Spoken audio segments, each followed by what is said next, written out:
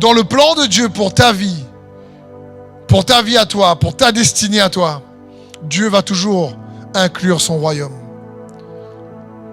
Le but de faire sa destinée, c'est de réellement faire sa volonté. Quand tu fais sa volonté, tu amènes son règne. Et c'est ce que Dieu veut pour chacun d'entre nous. Alors une personne regardait cette sœur, elle lui dit, mais c'est incroyable, par la prière et ta relation avec Dieu, tu es arrivé ici, ben dis donc, tu peux faire pasteur.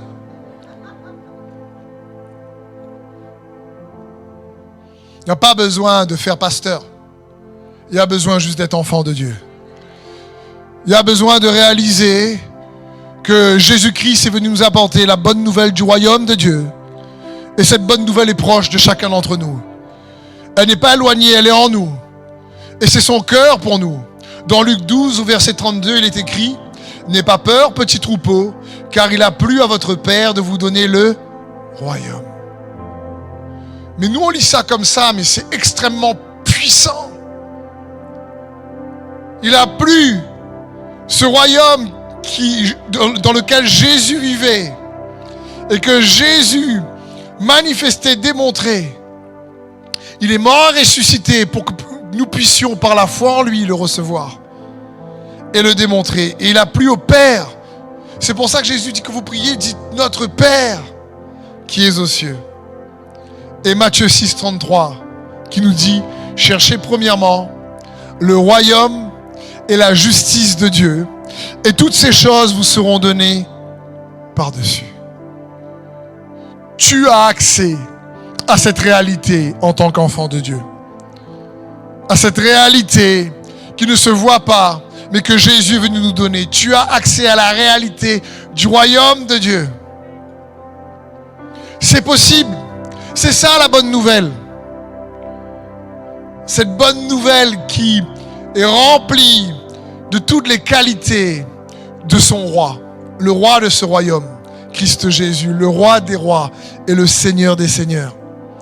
Et dans Matthieu 5 au verset 1, alors que Jésus avait commencé à prêcher de lieu en lieu, de ville en ville, et à démontrer la puissance du royaume de Dieu, à guérir les malades, à réellement délivrer les gens qui étaient sous l'emprise de l'ennemi, à faire du bien partout où il allait. Une grande foule commence à entendre parler de lui, une grande foule commence à le suivre.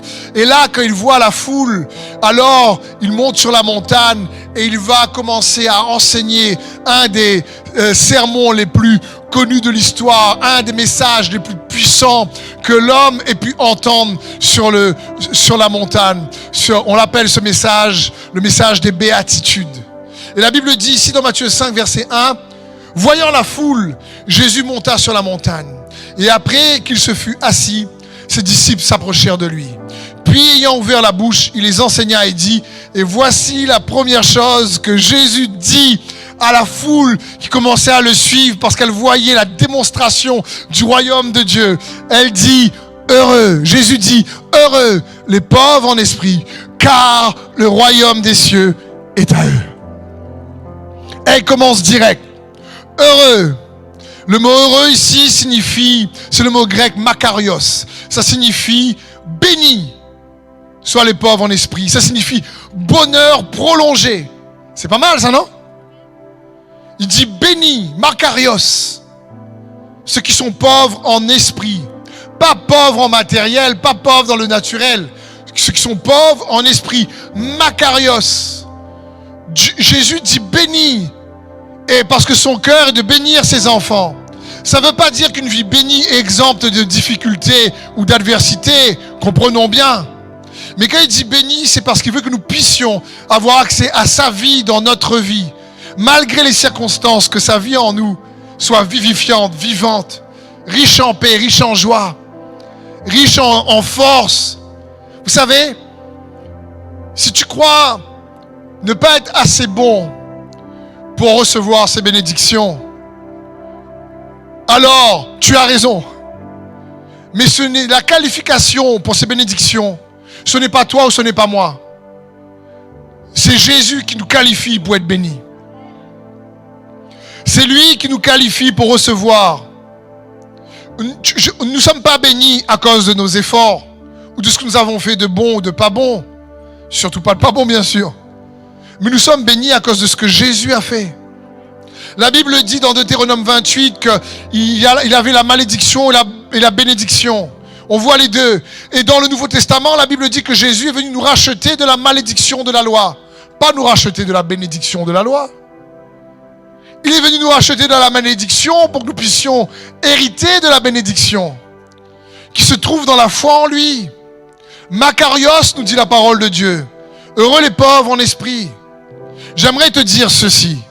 Mon frère, ma sœur et toi qui me regardes, il y a des bénédictions qui portent ton nom. Pas la peine de courir après celle du voisin, ou du frère ou de la sœur. Sa main n'est pas trop courte. Ne dis pas, oh zut, j'ai pas prévu pour elle ou pour lui. C'est son cœur. Encore une fois, ça ne veut pas dire qu'il n'y a pas de difficulté, ça ne veut pas dire qu'il n'y a pas d'adversité, mais il faut comprendre que, Dieu est mort, il s'est fait homme, il est mort ressuscité pour nous, pour chacun d'entre nous. Et tu as accès à cette réalité. Comment? C'est-à-dire, le royaume des cieux est à eux. Ça signifie que tu peux t'approprier cette réalité. Riche en paix, riche en joie, riche en justice. Comment? Heureux les pauvres en esprit. Mais c'est quoi donc, ma question, c'est quoi être pauvre en esprit? Le mot, ici, pauvre, dans le grec, c'est le mot tochos, qui signifie être nécessiteux, qui manque du nécessaire, qui n'a pas les ressources suffisantes, les ressources sont insuffisantes, qui dépend de quelque chose, qui en réalité doit toujours se reposer sur quelqu'un d'autre. Repose-toi sur lui. Dépends de lui. Donc, quelqu'un de pauvre en esprit, c'est quelqu'un qui... Le mot esprit, c'est le mot pneuma en grec. Ça parle de souffle, de vent. C'est le symbole du Saint-Esprit. C'est le même mot parfois utilisé pour, pas le Saint, mais esprit. C'est un esprit à part que l'Esprit de Dieu. C'est le mot pneuma, que ça parle ici du souffle. Et ici, il nous faut comprendre que c'est comme si Dieu est en train de dire, le mot makarios, ça dépend de ce qui ou de sur quoi tu dépends. Ça dépend de qui tu dépends. Ça dépend de quoi tu dépends.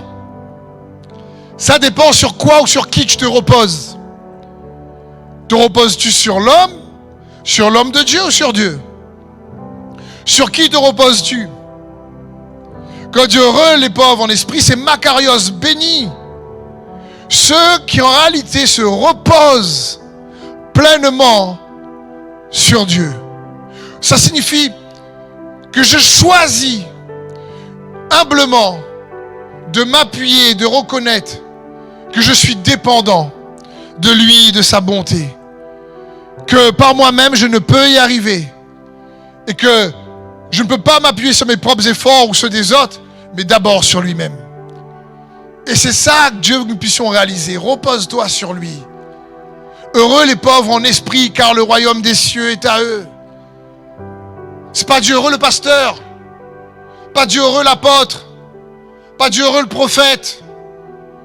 Heureux les pauvres en esprit, car le royaume des cieux est à eux. La première chose que Jésus dit à la foule lorsqu'il monte sur la montagne, il dit bénis ceux qui ont compris qu'ils doivent humblement choisir de dépendre, de se reposer en tout temps sur lui.